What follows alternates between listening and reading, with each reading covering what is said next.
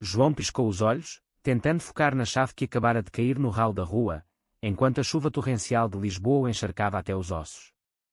Ele havia saído correndo de casa após uma briga explosiva com o pai, que o acusara de ser uma vergonha para a família ao descobrir uma mensagem no celular. Agora, trancado do lado de fora, sem chave e sem opções, João bateu na porta do vizinho, Miguel, um homem que mal conhecia, mas cujo olhar sempre o intrigava nos encontros casuais no elevador. Miguel abriu a porta, surpreso, mas sem hesitar, puxou João para dentro do apartamento aquecido. Entra, rapaz, estás encharcado. O que aconteceu? Perguntou, oferecendo uma toalha e um chá quente. João, tremendo, desabafou tudo, a discussão com o pai conservador, a pressão para casar com uma mulher da alta sociedade lisboeta, e o segredo que guardava há anos, sua atração por homens. Miguel ouviu em silêncio, seus olhos castanhos fixos nos de João, e algo mudou no ar. Pela primeira vez, João se sentiu visto, não julgado. Naquela noite, enquanto a chuva batia nas janelas, eles conversaram por horas. Miguel, um professor de literatura na Universidade de Lisboa, compartilhava histórias de sua própria juventude, de como havia lutado contra as expectativas da família católica tradicional para viver autenticamente. Eu saí de casa aos 18 anos, confessou Miguel. Meu pai me deserdou quando soube que eu namorava um colega de turma. Mas a liberdade tem um preço, João. Você está pronto para pagá-lo? João balançou a cabeça, incerto, mas o calor da presença de Miguel o fazia questionar tudo. No dia seguinte, João voltou para casa, mas o pai, Sr. António, o esperava com uma mala pronta. Ou você muda, ou sai daqui, disse ele, voz firme como as muralhas do castelo de São Jorge. João escolheu sair, carregando apenas o essencial, e Miguel o acolheu novamente. Os dias viraram semanas, e uma amizade profunda floresceu. Eles passeavam pelas ruas empedradas do bairro Alto, discutindo livros e sonhos. Miguel ensinava João a cozinhar pratos tradicionais como bacalhau à Brás, e em meio às risadas, toques acidentais se tornavam intencionais. Mas o conflito interno de João crescia. Ele via o pai envelhecendo sozinho, a mãe chorando em segredo, e se perguntava se valia a pena destruir a família por um sentimento que a sociedade portuguesa ainda via com desconfiança. Em uma festa de amigos de Miguel, João conheceu outros gays, mas se sentiu deslocado, como se estivesse traindo suas raízes. Eu sou de uma família de pescadores de Cascais, pensou ele. Como posso ser isso? Uma noite, após um jantar romântico improvisado, Miguel se aproximou. João, eu sinto algo por você, disse, voz baixa. João recuou, pânico nos olhos. Não posso, Miguel. Meu pai. A igreja. Tudo. Mas o beijo veio, suave e inevitável, e João se rendeu por um momento. No entanto, o remorso o consumiu.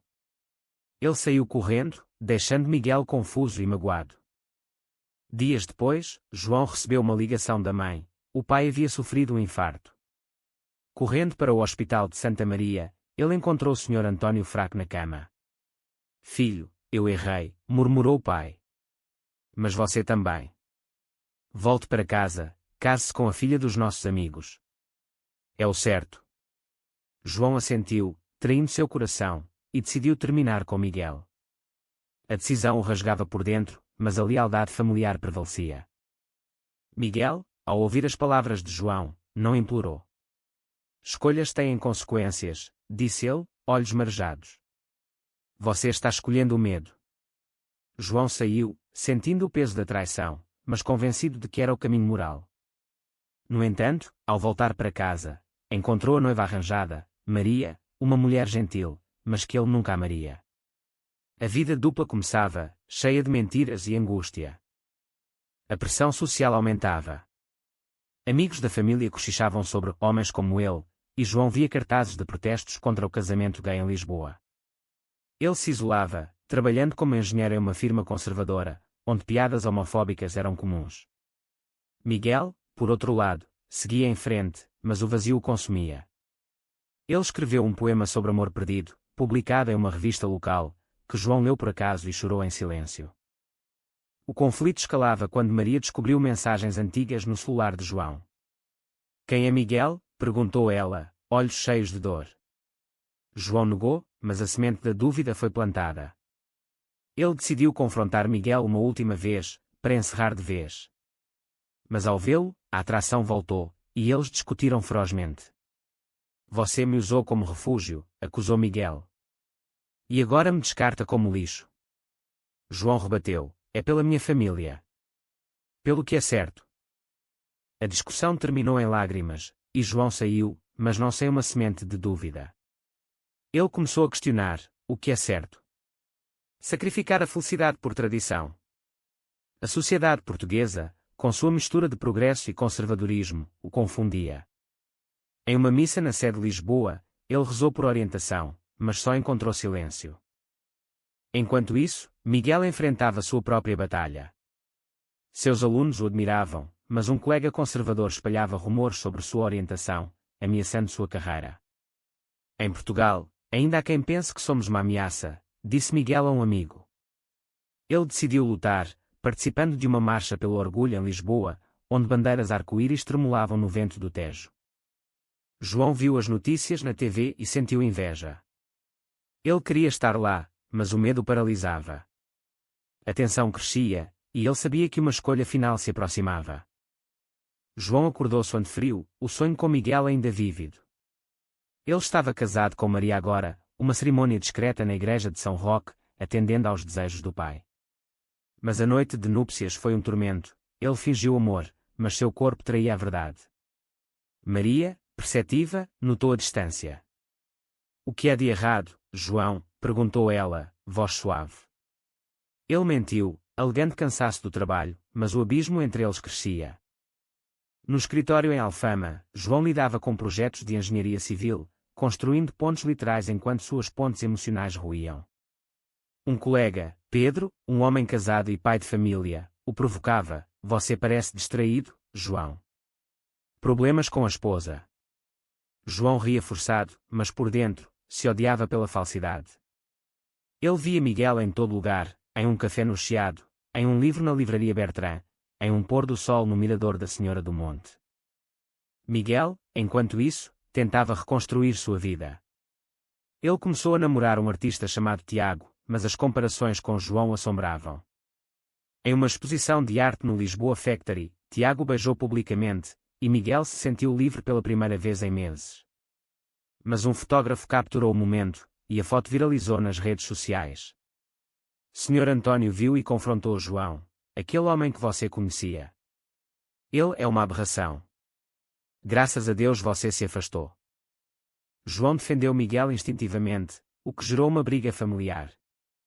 A mãe, Sra. Isabel, mediou, filho, seu pai só quer o melhor. Pense nos netos. João sentiu o peso da expectativa geracional, as tradições portuguesas de família nuclear o sufocando. Ele decidiu investigar Miguel online, e encontrou o poema. As palavras o cortaram, amor escondido, traído pelo medo, deixa cicatrizes que o tempo não cura. Uma noite, Maria o confrontou novamente. Eu sei sobre Miguel, disse ela, segurando o celular. João negou, mas ela insistiu, eu mereço a verdade. Ele confessou parte da história, omitindo o amor. Maria chorou, sentindo-se usada. Você me casou por pena? Perguntou. João, culpado, prometeu mudar, mas sabia que era impossível. Eles decidiram manter as aparências, um pacto silencioso de infelicidade. Miguel enfrentava repercussões. O colega conservador, influenciado por grupos católicos radicais, denunciou à universidade. Professores gays influenciam mal os alunos, alegou. Miguel foi chamado para uma reunião, onde defendeu sua integridade. Minha orientação não afeta meu ensino, argumentou. Mas o estigma persistia, e ele perdeu uma promoção. Tiago apoiou, mas Miguel questionava se valia a pena. Em um encontro casual no supermercado Pingo Doce, João e Miguel se viram. O ar ficou tenso. Como está a vida casada? Perguntou Miguel, sarcástico. João respondeu, estável. Mas seus olhos traíam a dor. Eles conversaram brevemente, e Miguel convidou-o para um café. João aceitou, contra seu melhor julgamento. No café Pastéis de Belém, eles se abriram. João admitiu o arrependimento, eu errei ao te deixar. Miguel rebateu: você escolheu sua família. Agora viva com isso. A conversa escalou para uma discussão sobre sociedade. Portugal mudou com o casamento gay legalizado em 2010, disse Miguel. Mas as mentes não. João concordou, mas defendeu: minha família é velha guarda. Não posso abandoná-los. A despedida foi amarga. João voltou para casa, onde Maria o esperava com uma notícia: estava grávida. O choque o paralisou. É uma bênção, disse o pai, radiante. Mas para João, era uma prisão. Ele pensou em fugir, mas o dever o prendia. A pressão interna o levava a noites insones, questionando sua moralidade: era certo trazer uma criança a um lar sem amor? Miguel, ao saber por amigos em comum, sentiu uma pontada de ciúme e tristeza. Ele terminou com Tiago, percebendo que seu coração ainda pertencia a João. Eu preciso de tempo, disse. Sozinho, ele escreveu mais, canalizando a dor em arte. Uma leitura pública no Teatro São Luís atraiu atenção, e ele se tornou uma voz para a comunidade LGBTQ em Lisboa. João assistiu escondido, misturado à multidão. As palavras de Miguel o tocaram profundamente, despertando um desejo de mudança. Mas o medo de perder tudo, emprego, família, reputação, o detinha. Uma crise familiar veio quando o pai descobriu que João ainda via Miguel. Você é uma desgraça, gritou. João rebateu pela primeira vez: e se eu for gay? Isso me torna menos filho. A briga culminou em João saindo de casa novamente, mas desta vez com Maria grávida. Ele procurou Miguel, batendo na porta como no início. Miguel abriu, surpreso. O que você quer agora? João respondeu: a verdade. Eles conversaram a noite toda, e João admitiu seu amor. Mas Miguel hesitou: você me machucou. Como confiar? A tensão aumentava, com João prometendo mudanças, mas o passado os assombrava. A gravidez de Maria complicava tudo. João, dividido entre o dever e o desejo, decidiu ficar com ela por enquanto. Pelo bebê, justificou. Mas visitas secretas a Miguel se tornaram rotina, um caso proibido cheio de culpa. Em um parque no Príncipe Real, eles se encontravam, trocando olhares apaixonados, mas sempre com o temor de serem vistos. Miguel, relutante no início, cedeu ao amor. Isso é errado, João. Você está traindo sua esposa. João respondia: é a única forma de sobreviver. Mas o conflito moral o consumia. Ele via casais gays passeando livremente em Lisboa, invejando sua coragem, enquanto ele vivia nas sombras. A sociedade portuguesa, apesar das leis progressistas, ainda carregava resquícios de machismo e religiosidade. Uma traição veio de Pedro, o colega de trabalho. Ele viu João e Miguel juntos e espalhou rumores na firma. João é um desses, sussurravam. O chefe, um homem conservador, o chamou: isso afeta sua imagem profissional. João negou, mas o dano estava feito. Ele perdeu um projeto importante, e a pressão financeira cresceu com o bebê a caminho. Maria, sentindo a distância, confrontou João. Você me ama? Perguntou, lágrimas nos olhos. João mentiu: sim. Mas ela investigou e descobriu os encontros. Em uma cena dramática na casa em Graça, ela gritou: você me usou. Pelo bebê, eu fico, mas saiba que te odeio.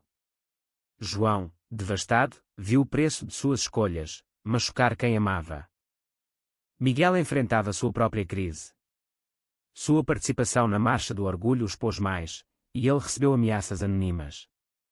Volte para o armário, diziam mensagens online. Ele debateu com amigos: vale a pena lutar? Um amigo respondeu: sim, por aqueles como João, que ainda têm medo. Miguel decidiu continuar, organizando um evento literário sobre identidades queer no Centro Cultural de Belém. João, convidado secretamente, compareceu. Ouvir histórias de outros o despertou. Uma palestrante falou de sair do armário e perder a família, mas ganhar liberdade. João chorou, vendo seu reflexo. Após o evento, ele e Miguel discutiram: eu quero isso, mas como? Miguel respondeu, com honestidade. Conta à sua família. A decisão veio após um ultrassom, onde viu o bebê. Eu não posso criar uma criança em mentiras, pensou. Ele confrontou o pai. Pai, eu sou gay. A Miguel. Senhor Antônio explodiu, saia daqui. Você não é mais meu filho. A mãe chorou, dividida. João saiu, coração partido, mas aliviado. Maria, ao saber, pediu divórcio. Crie o bebê comigo, mas como amigos, propôs. João aceitou, priorizando a responsabilidade. Mas a sociedade reagiu, vizinhos fofocavam, amigos se afastavam. Em Cascais, onde cresceu, ele era persona non grata. Miguel o apoiou, e eles oficializaram o relacionamento. Mas o preço era alto, Miguel perdeu alunos particulares por preconceito. Eles enfrentaram uma manifestação contra direitos LGBTQ perto da Assembleia da República, onde pedras foram jogadas. Isso é Portugal moderno, questionou Miguel.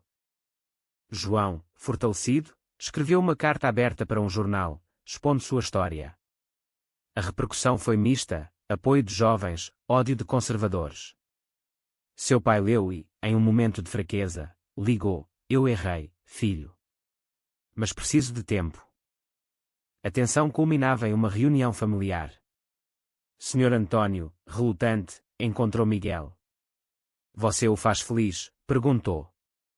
Miguel assentiu. Mas o pai saiu sem perdoar, deixando João em limbo. Enquanto isso, Maria deu à luz a uma menina, Ana. João assegurou, prometendo ser um pai presente, mesmo separado. A dupla paternidade o desafiava, equilibrando amor por Miguel e dever para Ana. Miguel propôs morarem juntos em um apartamento no Bairro Alto. João aceitou, mas dúvidas persistiam. E se eu perder tudo? A vida deles se tornava uma batalha diária contra preconceitos, mas o amor os unia. A vida com Miguel era um misto de alegria e luta. Eles decoraram o apartamento com livros e fotos de viagens para o Algarve, onde se beijavam na praia sem medo. Mas a realidade batia à porta. João perdeu o emprego após os rumores se espalharem. Nossa firma valoriza valores tradicionais, disse o chefe. Desempregado, ele dependia de Miguel, o que gerava tensão. Eu me sinto um fardo, confessou João. Miguel rebateu: somos uma equipe. Mas o orgulho de João o levava a brigas. Em uma discussão acalorada, ele acusou Miguel de ser muito aberto: sua militância me expõe. Miguel respondeu: esconder-se é o que nos mata por dentro. A família de Miguel, mais aceitadora, os visitava, contrastando com a de João. A mãe de Miguel cozinhava cozida à portuguesa, e eles riam. Mas João invejava isso, ligando para sua mãe em segredo. Senhora Isabel respondia: seu pai está mudando, mas devagar. Uma traição veio de um amigo em comum, que vazou detalhes da vida de João para a imprensa sensacionalista. Um artigo no Correio da Manhã expôs: engenheiro abandona a esposa por amante gay. A repercussão foi devastadora, ameaças, olhares hostis nas ruas. Maria, furiosa, o processou por custódia total de Ana. Você é instável, alegou. No tribunal em Lisboa, João defendeu: sou um bom pai. Mas o juiz, influenciado por viés, favoreceu Maria. João via Ana apenas nos fins de semana, o que o destruía. Eu perdi minha filha por ser eu mesmo, chorou para Miguel. Miguel, solidário, mas exausto, questionava o relacionamento. Vale a pena tanto sofrimento? Em uma noite chuvosa, similar à primeira, eles discutiram: você me culpa pela sua perda? Perguntou João. Miguel negou, mas o dano estava feito. Uma oportunidade surgiu: Miguel foi convidado para lecionar em Coimbra. Vamos nos mudar, propôs. João hesitou, preso a Lisboa e Ana. A decisão dividia: ficar e lutar, ou fugir para uma vida nova. Eles escolheram ficar. João encontrou um emprego em uma ONG LGBTQ, ajudando jovens em situação similar. Lá, ele se realizava, mas via o lado sombrio: suicídios, rejeições. Eu poderia ter sido um deles, pensou. O pai de João, após um segundo infarto, chamou: eu vi o artigo. Errei em te julgar. Eles se reconciliaram parcialmente, com Sr. Antônio conhecendo Ana. Mas ele ainda resistia a Miguel: não aprovo, mas aceito. Maria, vendo a mudança em João, abrandou a custódia. Pelo bem de Ana, disse. João agradecia, mas o trauma persistia. Miguel publicou um livro baseado em sua história, Amores Proibidos em Lisboa, que se tornou best-seller. No lançamento na Feira do Livro, João o apoiou publicamente, beijando-o diante de todos. Flashes dispararam, e eles se tornaram símbolos. Mas o sucesso trouxe inveja. Um ex-aluno de Miguel, homofóbico, o atacou verbalmente online, levando a uma depressão. João o cuidou, invertendo papéis. A tensão atingia o pico quando Maria revelou que namorava um homem, e queria apresentar a Ana. João sentiu ciúme irracional, mas apoiou. Somos uma família moderna, disse. Em uma viagem a Sintra, eles refletiram. Pagamos caro, mas ganhamos liberdade, disse Miguel. João concordou, mas questionava, e se eu tivesse escolhido diferente? Anos passaram, e Ana crescia curiosa sobre o pai. Por que você e o tio Miguel moram juntos? Perguntou aos 5 anos. João explicou simplesmente, porque nos amamos. Maria, agora casada novamente, apoiava a honestidade. João subiu na ONG, tornando-se diretor. Ele organizava workshops sobre aceitação em escolas, combatendo bullying. Em uma palestra na escola secundária de Benfica, um aluno se abriu: sou gay, e meu pai me bate. João o ajudou, e quando sua própria juventude. Miguel, com o livro adaptado para teatro, viajava. A distância testava o relacionamento. Em Porto, Miguel encontrou um fã atraente, e uma flerte inocente quase virou traição. Ele confessou a João: eu parei, mas o pensamento me assusta. João, magoado, questionou: depois de tudo, você duvida? A discussão revelou inseguranças. João temia abandono, Miguel temia estagnação. Eles buscaram terapia, uma novidade em Portugal conservadora. A terapeuta ajudou: comunicação é chave. O pai de João, agora avô dedicado, surpreendeu ao convidar Miguel para um jantar familiar. Eu li seu livro, disse. Me fez pensar. Miguel respondeu: obrigado por tentar. A noite foi tensa, mas um passo adiante. Sociedade mudava, mais leis protegem direitos LGBTQ, mas incidentes homofóbicos persistiam. João e Miguel participaram de uma vigília após um ataque em um bar gay no Cais do Sodré. Não podemos nos calar, disse João. Uma crise veio quando Ana sofreu bullying na escola por ter 2 pais. João a consolou: ser diferente é força. Mas internamente, ele se culpava. Maria o apoiou: você é um ótimo pai. Miguel propôs casamento: vamos oficializar. João aceitou, e a cerimônia no Mosteiro dos Jerónimos foi íntima, com família presente. Sr. António levou Ana ao altar, um gesto de aceitação. Mas felicidade era frágil. Um escândalo na ONG, um doador conservador retirou fundos ao saber da orientação de João. A organização quase faliu, e João demitiu-se para salvá-la.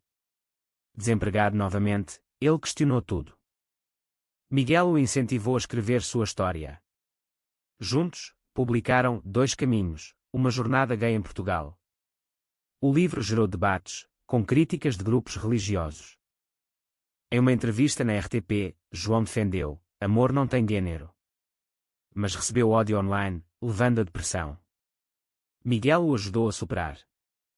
Ana, agora adolescente, se orgulhava dos pais. Vocês são heróis, disse. João sorriu, mas sabia o preço: anos de luta, amizades perdidas, saúde mental abalada. O clímax veio em uma reunião familiar expandida, com a família de Maria. Discussões sobre moralidade surgiram, mas o amor prevaleceu. Eles viajaram para Madeira, refletindo no paraíso. Valeu a pena? Perguntou João. Miguel respondeu: sim, por nós. A vida estabilizou, mas desafios persistiam. João e Miguel adotaram um menino, Luís, de um orfanato em Évora. A burocracia testou paciência, com juízes questionando famílias não tradicionais. Mas aprovaram, e Luís trouxe alegria. Ana e Luís se davam bem, uma família mista. Sr. António, agora viúvo, morava perto, ajudando com as crianças. Eu aprendi tarde, confessou a João. Não perca tempo com ódio. Miguel lecionava online, alcançando mais. Seu novo livro sobre paternidade o inspirava. Em uma conferência em Faro, ele falou de sacrifícios, amor requer coragem. João trabalhava em consultoria, aconselhando empresas sobre diversidade. Ele via progresso, mais aliados na sociedade portuguesa. Mas uma traição final veio de Pedro, o ex-colega, que publicou mentiras online. João é um predador, alegou. A família sofreu, Ana chorou na escola, Luís questionou sua adoção. João processou Pedro, vencendo no tribunal. Justiça prevaleceu, disse. Mas o stress causou um problema de saúde em Miguel, ansiedade crónica. Eles superaram com apoio mútuo. Em uma viagem a Açores, renovaram votos, celebrando resiliência. Ana, adulta, seguiu carreira em direitos humanos, inspirada pelos pais. Vocês me ensinaram a lutar, disse. No fim, João e Miguel, envelhecendo em uma casa no Alentejo, refletiam. Pagamos caro, famílias divididas, carreiras perdidas, corações partidos, disse João. Mas ganhamos autenticidade. A história terminava com eles assistindo o pôr do sol, mãos dadas. Mas uma pergunta pairava: foi certo priorizar o amor individual sobre as expectativas sociais e familiares, ou o sacrifício pessoal perpetua ciclos de dor?